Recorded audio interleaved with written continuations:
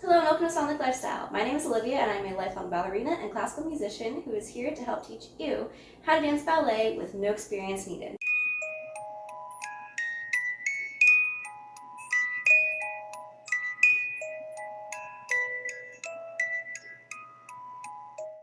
So this is our lesson 2 in this completely free ballet course. In this lesson we'll go over kind of like the ballet essentials that you should get for your first ballet class with me. Now don't worry, we will go over 3 different tiers of budgets, so low tier, medium tier, and high tier, so that anyone at any price point can get started. So I made a few notes on what you should get from low, medium to high tiers on my phone because I didn't want to forget anything. So on a low budget, I mean honestly all you need is an open space and then access to these videos. And then you can actually just come over and use a wall to stabilize yourself. So if you're doing different ballet movements, you can use a wall to hold on to, or you can use a countertop. I don't have a countertop available here in my set, but that is another option. I would caution against using a chair because they can be wobbly. If it's a very heavy chair, then perhaps you could use the back of that, but if you are, a beginner and you're kind of having trouble stabilizing yourself, a chair might actually be a little bit dangerous. So yes, I would recommend using a wall or a countertop to hold on to. Sometimes I've seen people who can't, don't necessarily have the means to purchase shoes. They'll wear socks, but I would caution against that because socks can be slippery. So I actually recommend going barefoot in your home, making sure that the floor is clean and that there isn't anything that you could hurt yourself on. So pretty much that's all you need on a low tier budget is basically yourself, a wall or a countertop, and then internet access to these videos. Now when it comes to a mid-tier budget, let me go over what you might want to invest in there. So when it comes to a mid-tier budget, I definitely recommend getting some type of ballet flats. And I also recommend getting a split sole flat.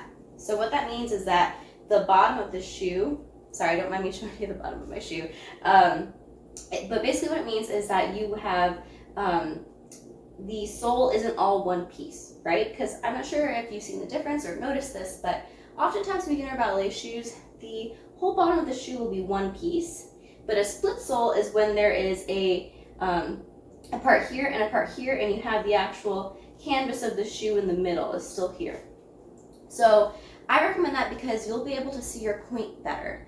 When you point with a split sole shoe, you have more space in here for your foot to bend, versus as if you had a non-split sole shoe, you wouldn't be able to see your point as much because this part would be blocking the middle of your foot.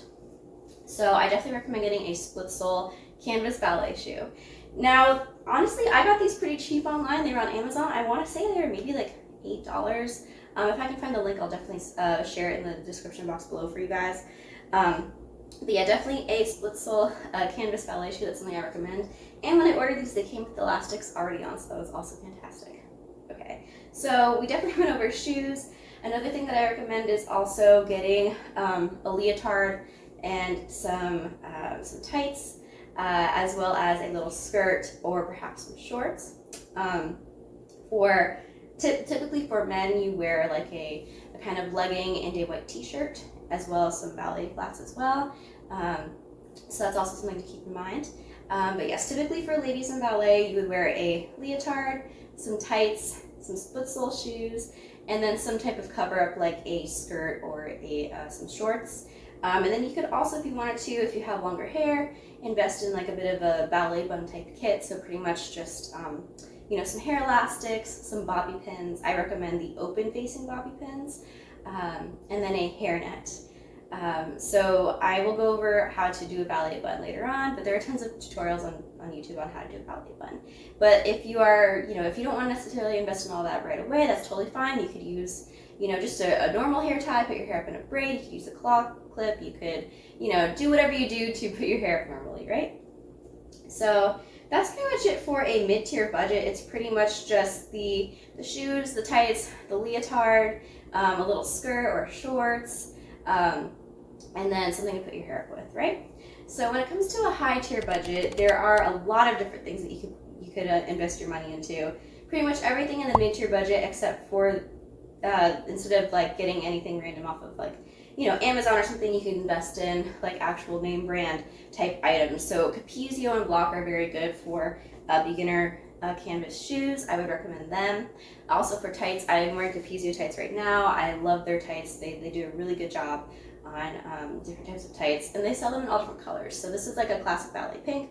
Traditionally in ballet, you'd like to match the color of your skin tone, and thankfully ballet is becoming a lot more inclusive, and there are companies that sell different color tights. But of course, whatever tight you're comfortable with, go ahead and go with.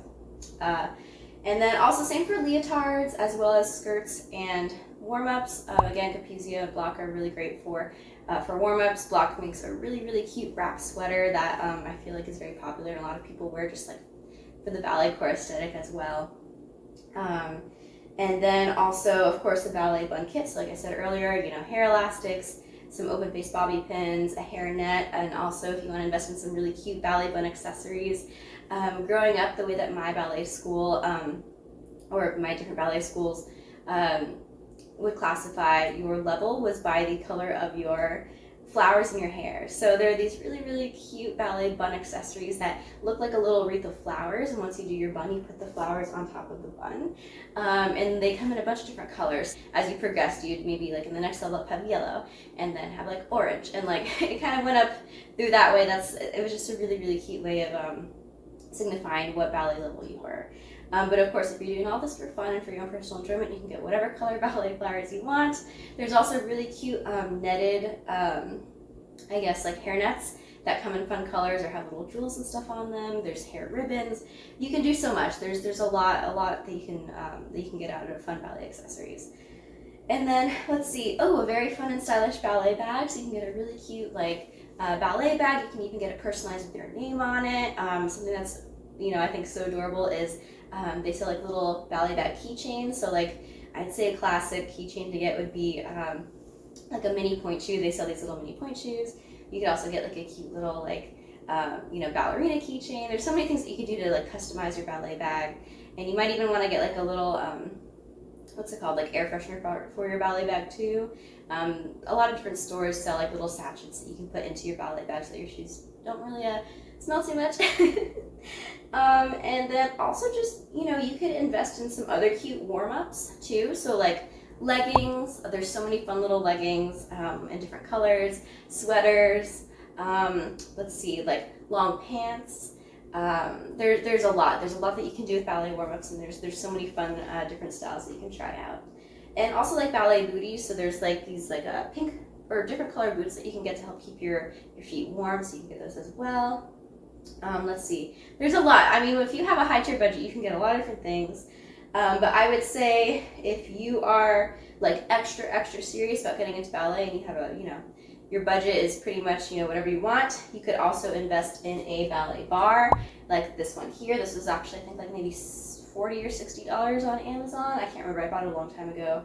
Also, if you don't have wood floors in your house, you can invest in a professional dance mat. I think it's like Harlequin Floors makes a dance mat that you can like place onto your flooring.